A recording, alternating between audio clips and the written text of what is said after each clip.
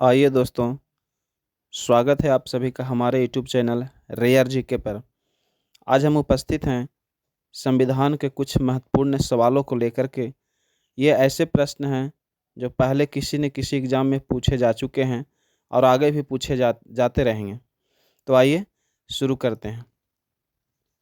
इसमें आपको पहला क्वेश्चन है कि संविधान सभा का प्रथम बैठक कब हुआ था। तो संविधान सभा का जो प्रथम बैठक था ये हुआ था 9 दिसंबर 1946 ईस्वी को, है ना। और इसमें जो अस्थायी अध्यक्ष डॉक्टर सच्चिदानंद सिन्हा को बनाया गया था, जबकि दूसरे बैठक 11 दिसंबर 1946 को हुआ था, जिसमें अस्थायी अध्यक्ष डॉक्टर राजेंद्र प्रसाद को बनाया गया था। देखिए यहाँ पे सारा चीज़ लिखा हुआ है, आप देख सकते हैं। डॉक्टर सच्चिदानंद सिन्हा को प्रथम बैठक में अस्थायी अध्यक्ष बनाया गया था और दूसरा बैठक 11 दिसंबर 1946 को हुआ था, जिसमें अस्थायी अध्यक्ष के रूप में डॉक्टर राजेंद्र प्रसाद को बनाया गया था। चलिए आगे चलते हैं।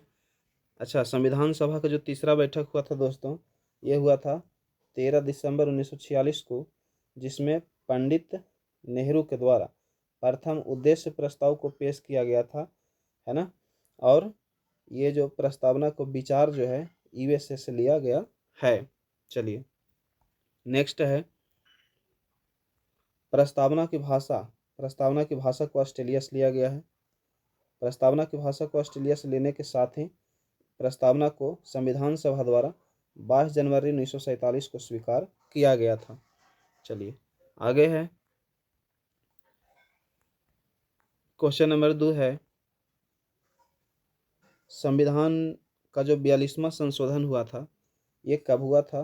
तो ये 1976 में हुआ था।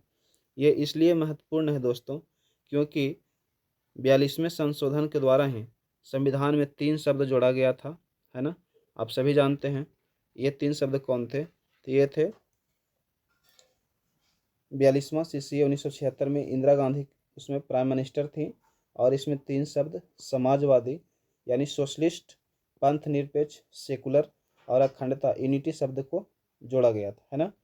प्रस्तावना में अब तक सिर्फ जो है एक बार ही संशोधन हुआ है, इस बात को भी आप लोग ध्यान रखिएगा। आगे है दोस्तों प्रस्तावना को संविधान का हृदय, दर्पण या कुंजी भी कहा जाता है, आप सभी जानते हैं।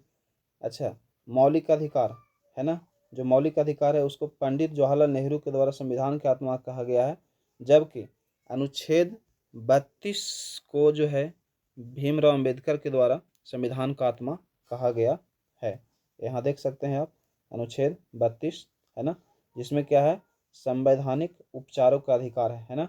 इसको BR अम्बेडकर के द्वारा क्या कहा गया है, संविधान का आत्मा कहा गया। चलिए अगला क्वेश्चन है स्वाधीनता दिवस कब मनाया जाता है। तो स्वाधीनता दिवस है जो है 26 जनवरी को मनाया जाता है, आप सभी जानते हैं, है ना। ये जो है 1929 का जो लाहौर अधिवेशन था उसमें पंडित जवाहरलाल नेहरू के द्वारा, है ना, 26 जनवरी 1930 को जो है स्वाधीनता दिवस मनाने का क्या किया गया था, निर्णय लिया गया था। चलिए इतना तक समझ गए, आगे चलते हैं। अगला है विश्व का सबसे पहले लिखित संविधान किस देश का है। तो इसमें आप लोग याद रखिएगा विश्व का सबसे पहले जो लिखित संविधान मिलता है ये हमको USA में देखने को मिलता है ना। चलिए अगला क्वेश्चन है, नोट में है कुछ, कहता है कि हम भारत के लोग जो शब्द है ये भी कहाँ से लिया गया है ना। ये यूस लिखा गया नहीं, यूस नहीं USA से लिया गया है, USA, है ना, USA से लिया गया है हम भारत के लोग शब्द को। चलिए संविधान के प्रस्तावना में 5 प्रकार की विशेषता की बात करता है। कितने प्रकार के, 5 प्रकार के विशेषता की बात करता है। 5 प्रकार की विशेषता है, जिसमें पहला है संपूर्ण संप्रभुत्व संपन्न, दूसरा है समाजवादी, संपूर्ण प्रभुत्व संपन्न दूसरा है समाजवादी, तीसरा है पंथ निरपेक्ष, तीसरा क्या हो गया हमारा पंथ निरपेक्ष हो गया, चौथा जो है लोकतंत्र है, और पांचवा जो है गणतंत्र, है ना। ये 5 प्रकार के क्या है विशेषता की बात किया गया है। चलिए आगे है, हमारे संविधान में 3 प्रकार का न्याय है ना, जिसमें सबसे पहला न्याय है सामाजिक न्याय, सामाजिक के बाद है आर्थिक न्याय, अब आर्थिक के बाद है तीसरा राजनीतिक न्याय का वर्णन किया गया है। चलिए नेक्स्ट है,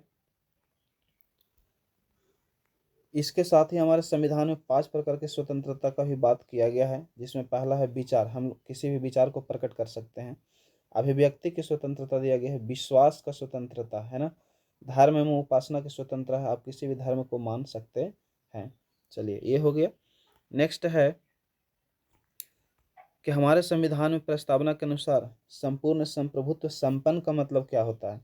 तो संपूर्ण संप्रभुत्व संपन्न का मतलब यही होता है दोस्तों कि हमारे संविधान का प्रस्तावना है ना, संपूर्ण संप्रभुता का मतलब ऐसा राज्य होता है जो अपने आंतरिक और बाह्य मामले में कोई भी निर्णय लेने के लिए पूर्ण रूप से स्वतंत्र है। कहने का मतलब है दोस्तों कि इसमें किसी तरह का कोई पार्टी का है ना, कोई अंतर्राष्ट्रीय संगठन का दबाव नहीं होना चाहिए, तभी उस राज्य को है ना क्या कहा जाएगा, संपूर्ण संप्रभुत्व संपन्न कहा जाएगा। चलिए मिलते हैं फिर किसी अगले वीडियो में, तब तक के लिए आप सभी को बहुत बहुत धन्यवाद। आप इन क्वेश्चनों को अध्ययन करते रहिए और हम ऐसे ही वीडियो आपको हर रोज़ प्रदान करते रहेंगे। जय हिंद, जय भारत।